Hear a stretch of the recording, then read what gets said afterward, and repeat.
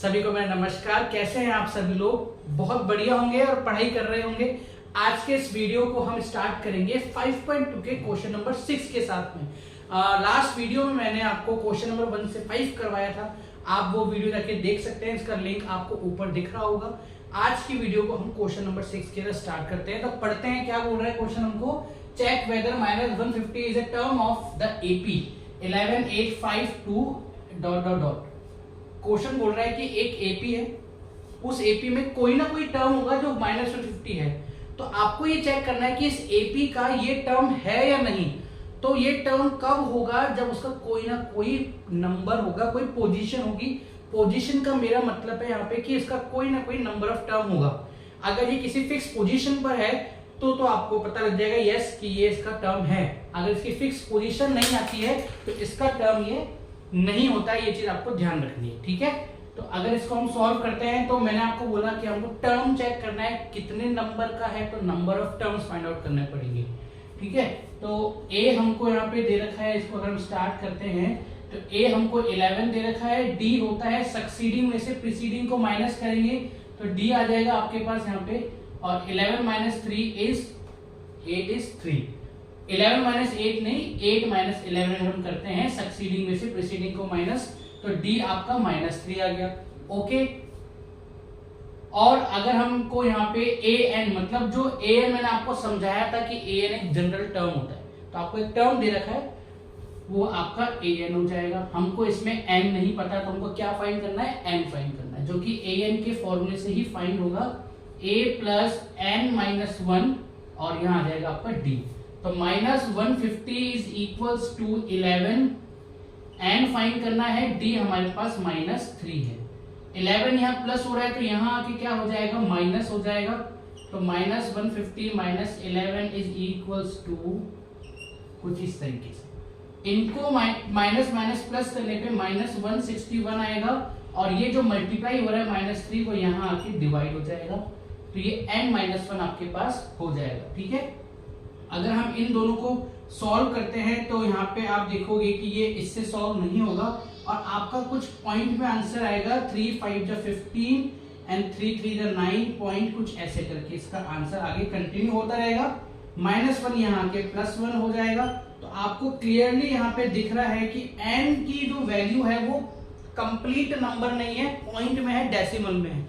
तो कभी भी जो आपका यहाँ पे n होता है वो एक कंप्लीट नंबर होना चाहिए, तभी हम उसको कोई टर्म मानते हैं। यहाँ पे n एक कंप्लीट नंबर नहीं है, इसका मतलब जो -150 है वो इसका टर्म नहीं है। ये चीज आपको ध्यान रखनी है कि -150 इसका टर्म नहीं है, क्योंकि n एक कंप्लीट नंबर नहीं है। हम डेसिमल या फ्रैक्शनल वैल्यू हम लोग यहाँ पे नहीं ले सकते, ठीक है। क्वेश्चन नंबर 7 मैंने यहाँ पे नोट कर रखा है। क्वेश्चन 6 कर लिया है, क्वेश्चन 7 एक बार हम पढ़ लेते हैं। क्या बोल रहा है क्वेश्चन 7? हमको 31st टर्म निकालना है। आपको क्या निकालना है? 31st टर्म निकालना है। क्या 31st टर्म को हम किसी और तरीके से लिख सकते हैं क्या? यस, a + 30d लिख सकते हैं, जो हमको नहीं पता। हमको ये फाइंड आउट करना है। आगे क्या बोल रहा है क्वेश्चन की हमको यहाँ पे 11th और 16th टर्म दोनों दे रखे हैं। तो मैंने आपको लास्ट वीडियो में बताया था कि जब हमको 2 टर्म गिवन होंगे तो हम उससे इक्वेशन बनाएंगे और इक्वेशन बनाने के बाद a और d की वैल्यू फाइंड करेंगे। ये आपको याद होना चाहिए। तो अगर हमको 2 टर्म दे रखी है, a11 जो कि है 38, a11 को हम a + 10d लिख सकते हैं, और एक टर्म आपको दे रखी है यहाँ पे a16, जिसको हम यहाँ पे a + 15d लिख सकते हैं, 73। ये फर्स्ट इक्वेशन हो जाएगी, सेकंड इक्वेशन हो जाएगी। इसको हम यहाँ पे इस तरीके से डिनोट कर सकते हैं। इक्वेशन बन गई है, क्या करना है? सब्ट्रैक्ट करना है। अगर हम इनको सब्ट्रैक्ट करते हैं दोनों इक्वेशंस को आपस में, फर्स्ट फ्रॉम सेकंड, तो हम सेकंड वाली पहले लिखेंगे और फर्स्ट वाली को हम बाद में लिखेंगे। और फिर हम क्या कर देंगे? इनके साइन चेंज कर देंगे। साइन चेंज करने से क्या होगा? a से a कैंसिल हो जाएगा, 15 में से 10 जाएंगे तो 5d बचेगा, और 73 में से 38 जाएगा तो 35 यहाँ पे आपके पास बचेगा। तो d की वैल्यू आपके पास कितनी आ जाएगी? d की वैल्यू आपके पास 7 आ जाएगी। तो d आपको 7 मिल गया। अब आपको a फाइंड करना है, तो इस d को आप किसी भी इक्वेशन में पुट कर सकते हो a फाइंड करने के लिए। अगर हम सेकंड इक्वेशन में पुट करते हैं तो a प्लस 15 और d आपका 7 हो गया इज इक्वल्स टू 73। 15 7 जा कितने होते हैं 105 होते हैं, तो a जो है ये 73 वहां जाके माइनस 105 को करेंगे अपन, ठीक है। तो a आपके पास कितना आ जाएगा, अगर आप 5 में से 3 को माइनस करेंगे तो 2 एंड 32 आपके पास यहाँ पे क्या आ जाएगा, माइनस का a आ जाएगा। a आपका माइनस का 32 आ गया। a और d हमको जब पता लग जाता है तो हम यहाँ पे कोई से भी टर्म निकाल सकते हैं। तो अगर आप अब हम इसमें इनको पुट कर देंगे तो a31 में अगर हम इसको पुट करते हैं तो a आपका माइनस 32 हो जाएगा प्लस 30 और आपका d कितना है 7, तो माइनस 32 प्लस 210 कितना होता है आपका 178 होता है। तो ये आपका a31 कितना आ गया 178 यहाँ पे आ गया। तो क्वेश्चन नंबर 7 में हमने क्या सीखा, क्वेश्चन नंबर 7 में हमने सेम लास्ट वीडियो वाला कॉन्सेप्ट सीखा है कि 10 जब हमको दो टर्म्स दे रखे होंगे, दो टर्म्स अगर हमको एपी के दे रखे हैं तो उनसे हम इक्वेशन बना सकते हैं। इक्वेशन बनाने के बाद ए और डी की वैल्यू फाइंड कर सकते हैं और फिर जो भी टर्म हमको क्वेश्चन बोलता है निकालने के लिए वो टर्म हम यहाँ पे फाइंड आउट कर सकते हैं जब हमको ए और डी दोनों चीजें पता हो तो ये हमने क्वेश्चन 6 और 7 किया है। चलते हैं क्वेश्चन नंबर 8 की तरफ। Next question is 8। मैंने यहाँ पे लिख रखा है कि एक एपी है जिसमें 50 टर्म्स हैं। टोटल टर्म्स कितने हैं 50। इसका मतलब नंबर ऑफ टर्म हमारे पास कितने रहेंगे 50 हो जाएंगे, जिसका थर्ड टर्म जो है वो 12 है। थर्ड टर्म का मतलब a3 जो है आपके पास, a3 आपके पास कितना है 12, a3 आपके पास 12 है और लास्ट टर्म 106 है। अच्छा आप मुझे बताइए कि अगर किसी एपी में 50 टर्म्स टोटल हैं तो उसका लास्ट नंबर का टर्म क्या होगा, लास्ट नंबर की पोजीशन क्या होगी 50 होगी। तो इसका मतलब हम इसको बोल सकते हैं कि a50 आपके पास क्या है 106 है आपके पास क्या a50। ओके, तो a3 को हम a प्लस 2d लिख सकते हैं। अच्छा यहां पे दोबारा देखिए वही कॉन्सेप्ट आया है कि दो टर्म आपको दे रखे हैं तो दो टर्म से इक्वेशन बनती है, इक्वेशन से a और d की वैल्यू फाइंड आउट होती है और वो हेल्प करती है हमको कोई भी दूसरा टर्म निकालने में। तो कॉन्सेप्ट देखिए आप इसके अंदर वही आ गया दोबारा से। तो a plus 2d is 12 and a plus 50 को हम बोल सकते हैं 49d इज 106।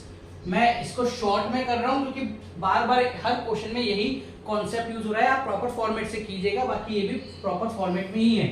ये फर्स्ट इक्वेशन है, ये सेकंड इक्वेशन है। इसके बाद आप जानते हो हमको क्या करना है, सब्ट्रैक्शन करना है। तो अगर हम सब्ट्रैक्ट करते हैं इक्वेशन फर्स्ट को सेकंड में से, अगर हम इक्वेशन फर्स्ट को सेकंड में सब्ट्रैक्ट करते हैं तो हम लिखेंगे a plus 49d is equals to 106 and a plus 2d is equals to 12। Sign change कर देंगे, आपको पता ही है a से a कैंसिल हो गया, 49 में से 2d जाएंगे तो कितने बचेंगे आपके पास 47d और जब यहाँ पे 12 जाएगा तो आपका बचेगा 94। d is equals to 94 upon 47 cut होने पे कितना आंसर आएगा 2। तो d की वैल्यू आपके पास कितनी आ गई है 2 आ गई है। d की वैल्यू से हम क्या फाइंड आउट कर सकते हैं, यहाँ पे पुट करके हम d की वैल्यू से क्या फाइंड आउट कर सकते हैं a फाइंड आउट कर सकते हैं। तो a प्लस 2 d आपका 2 है इज इक्वल्स टू 12। ओके, तो a is equals to 12 minus 4 का मतलब कितना हो जाएगा आपके पास 8 हो जाएगा। तो d आपके पास 2 आ गया, a आपके पास 8 आ गया है। इन दोनों के लिए आपको यूज करना है कहाँ 29th टर्म निकालने के लिए। तो a29 क्या होता है आपका a प्लस 28d होता है। तो a आपका 8 है, 28 इंटू d आपका कितना है 2 है, तो 8 प्लस 28 2 जा 56। तो 8 और 56 कितने हो जाएंगे 64 हो जाएंगे। ये आपका 29 टर्म आ गया है। क्वेश्चन नंबर 8 भी हमारा सेम लास्ट कॉन्सेप्ट से ही सॉल्व हो गया। चलते हैं आंसर नंबर क्वेश्चन नंबर 9 की तरफ। अब क्वेश्चन 9 में भी आपको क्या बोल रहा है पढ़ लेते हैं। दो टर्म दे रखे हैं, सेम लास्ट कॉन्सेप्ट, दोनों का आपको टर्म का दे रखा है। आपको पता लगाना है कि जीरो कौन से नंबर का टर्म है, मतलब कि आपको n फाइंड करना है एट द लास्ट। तो अगर हमको a3 दे रखा है जो कि 4 है और a9 दे रखा है जो कि -8 है, A3 को हम a प्लस 2d लिख सकते हैं और A9 को हम a plus 8d is equals to minus 8 लिख सकते हैं। दो इक्वेशन बन गए हमारे पास में। क्या करना है, इनको सब्ट्रैक्ट करना है। तो अगर हम इनको सब्ट्रैक्ट करते हैं, सेम यही वाला कॉन्सेप्ट है, सब्ट्रैक्ट अगर इनको हम करते हैं तो ये कुछ इस तरीके सब्ट्रैक्ट होंगे, साइन इनके चेंज हो जाएंगे, a से a कैंसिल हो जाएगा, तो आपके पास बचेगा 6d is equals to minus 12। d is equals to minus 12 upon 6 का मतलब होता है माइनस का 2। तो आपके पास d आ गया। d हम कहां पुट करेंगे, किसी भी एक इक्वेशन के अंदर। तो a प्लस 2 और d कितना है आपके पास, माइनस 2 इज इक्वल्स टू 4। तो a 2 टू द 4 माइनस का 4 हो जाएगा इज इक्वल्स टू 4, और ये माइनस 4 बन जाएगी, क्या हो जाएगा, प्लस 4। तो a की वैल्यू कितनी आ जाएगी आपके पास, 8 आ जाएगी। तो d आपका माइनस 2 है, a आपका 8 है। क्वेश्चन बोल रहा है विच टर्म, तो आपको number of terms find out करने हैं जो कि 0 है। 0 एक कोई भी जनरल टर्म आपको दे रखा है, जनरल टर्म आपका an होता है, तो हम ये वाला फॉर्मूला इसके अंदर यूज करेंगे। यहाँ पे an आपका 0 है क्योंकि वो आपको एक जनरल टर्म दे रखी है। a हमारा 8 है, n हमको नहीं पता कि 0 किस नंबर का टर्म है, हमको नहीं पता, और d आपका माइनस का 2 है। 8 यहाँ आके क्या हो जाएगा, माइनस 8 हो जाएगा, मल्टीप्लाई वाला माइनस 2 यहाँ आके क्या हो जाएगा, डिवाइड माइनस 2 हो जाएगा, और n माइनस 1 यहाँ पे इस तरीके से माइनस से माइनस कैंसिल, 2 से 8 कैंसिल, 4 हो गया, माइनस का 1 इधर आके प्लस का 1, और n आपका कितना आ गया, 5। मतलब फिफ्थ जो टर्म है ना आपका, फिफ्थ टर्म वो आपका क्या है, 0 है। इस क्वेश्चन से हमको ये पता लगा कि फिफ्थ टर्म आपका क्या है, 0। इन दोनों क्वेश्चंस में भी टू टर्म्स को इक्वेशन में कन्वर्ट करके a और d वैल्यू को फाइंड करने वाला ही कॉन्सेप्ट यूज हुआ है। तो आप ये देखिए कि हम कॉन्सेप्ट को भी बार बार रिपीट कर रहे हैं हर क्वेश्चन के अंदर, इसको समझना बहुत जरूरी है। क्वेश्चन 9 सॉल्व कर लिया, चलते हैं क्वेश्चन नंबर 10 और 11 की तरफ।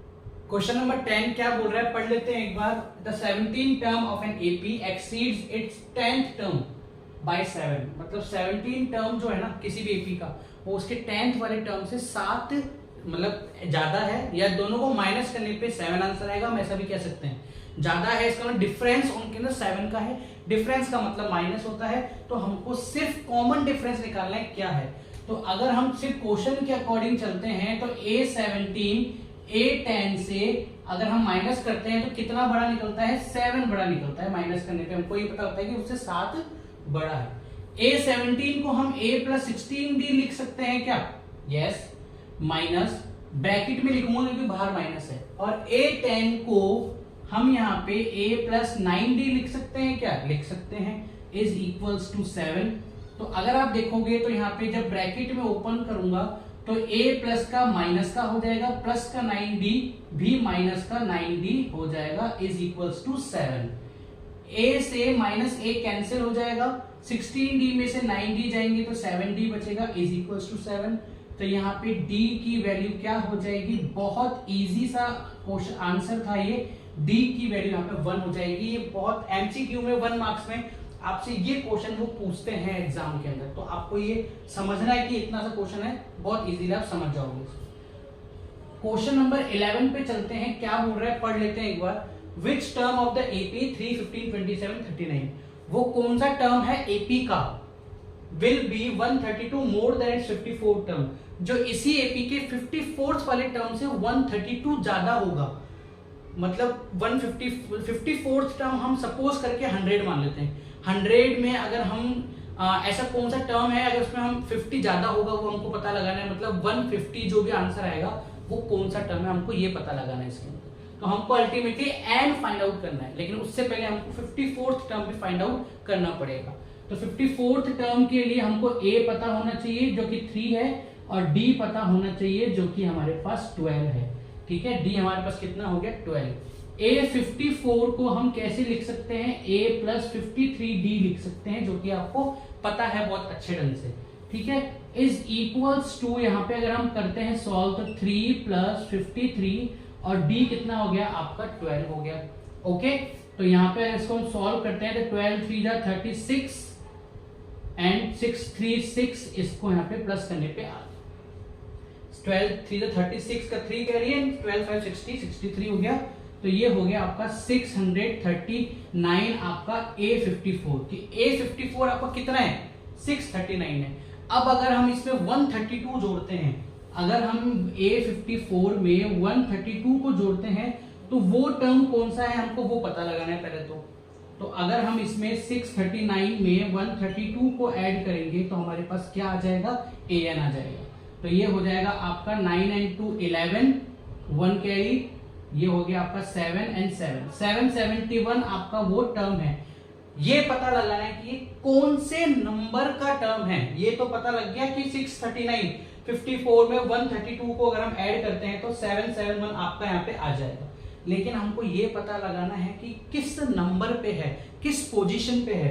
जैसे कि 639 54 नंबर की पोजीशन पर है तो 771 कौन सी पोजीशन पर है, क्वेश्चन आपसे ये पूछ रहा है तो आपको एंड फाइंड करना है। तो फॉर्मूला क्या है आपके पास 771 is equals to A plus n minus 1 D। Okay, तो 771 A आपके पास कितना है 3 है प्लस n माइनस 1 और आपके पास ये कितना है 12 है। D आपके पास कितना है 12। 3 यहाँ पे प्लस का है, यहाँ आके माइनस का हो जाएगा और यहाँ पे सिर्फ n माइनस 1 12 रह जाएगा।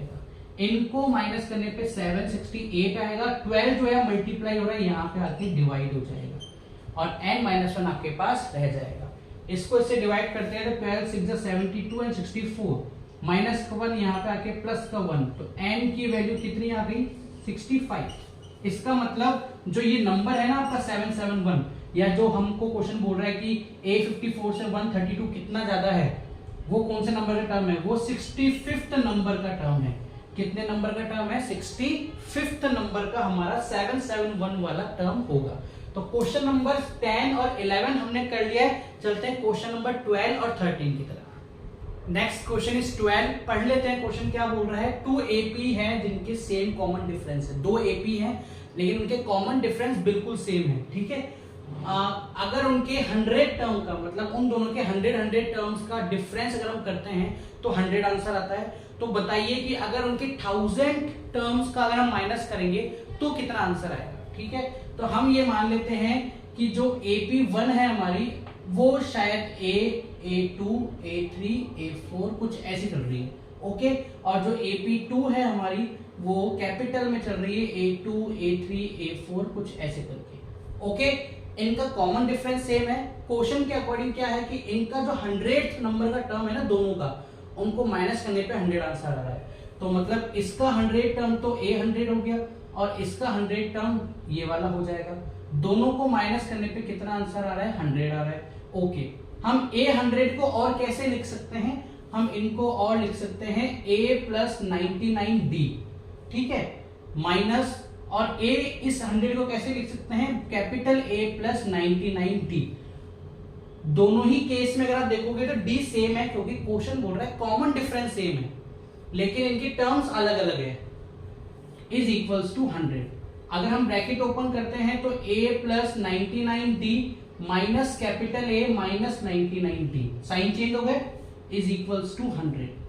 A से A कैंसिल नहीं होगा क्योंकि दोनों अलग अलग हैं, लेकिन 99D से 99D कैंसिल होने के बाद क्या बचेगा आपके पास A minus A is equals to 100। मतलब उनके फर्स्ट जो टर्म है ना दोनों के, उनका डिफरेंस भी 100 है। ये आपके पास फर्स्ट इक्वेशन आ गई। अब क्वेश्चन क्या बोल रहा है 1000 टर्म का डिफरेंस क्या होगा। तो अगर इनके 1000 टर्म को भी हम लिखते हैं कुछ ऐसे ही करके तो आपको वो पता लगाना है कि उनका डिफरेंस कितना है, ठीक है।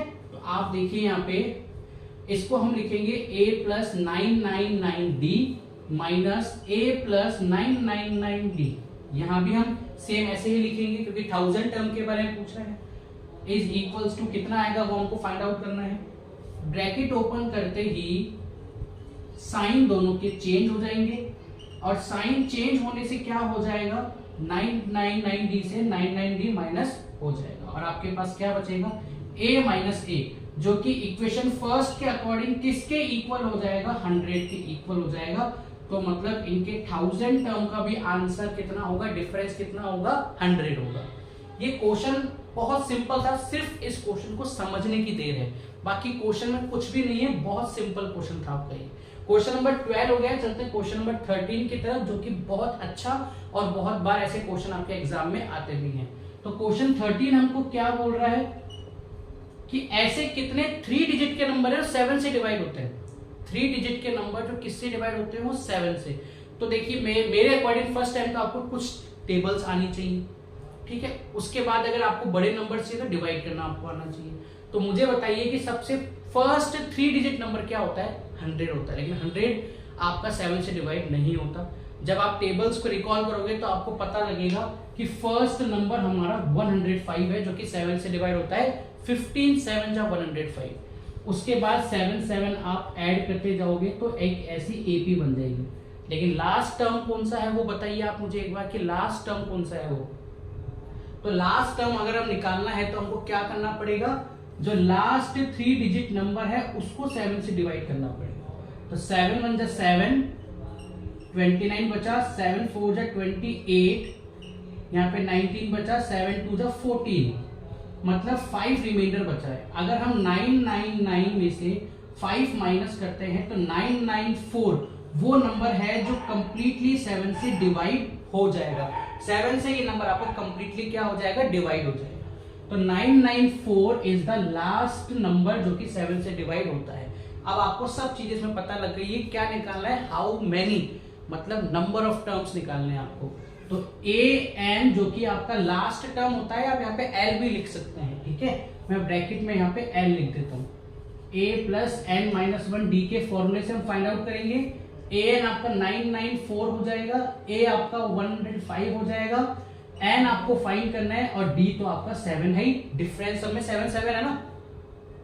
इसको इसमें से माइनस करेंगे तो देखिए क्या आंसर आता है, और यहाँ क्या बचता है? n minus 1 7 40। यहाँ पे अगर आप 994 में से माइनस करते हो 105 को तो आपके पास कितना बचेगा? यहाँ पे 889 आपके पास यहाँ पे बच जाएगा। कितना बचेगा? 889, जिसको आप 7 से नेक्स्ट टाइम अब क्या करोगे? डिवाइड करोगे। तो 7 1 जा 7, 7 2 जा 14, 7 7 जा 49, माइनस 1 यहाँ के प्लस 1, तो 128 आ गई है आपकी n की वैल्यू की। मतलब ऐसे कितने नंबर है आपके पास जो 7 से डिवाइड होते हैं? 128 नंबर है आपके पास जो किससे डिवाइड होते हो? 7 से डिवाइड होते हो। तो हमने क्वेश्चन नंबर 12 कर लिया है, क्वेश्चन नंबर 13 हमने कर लिया है। तो आज की वीडियो यहीं पे एंड करते हैं और रिमेनिंग क्वेश्चन हम नेक्स्ट वीडियो में स्टार्ट करेंगे 14 से लेकर 20 तक। अगर आपको ये मेरी वीडियो अच्छी लगी है, इसमें समझाया हुआ कॉन्सेप्ट आपको अच्छा लगा है, जो कि बार बार मैंने रिपीट किया है आपको उसके अंदर, तो इसको लाइक कीजिएगा, अपने दोस्तों तक जरूर शेयर कीजिए, उनको भी बताइए, और मिलते हैं आप सभी से नेक्स्ट वीडियो।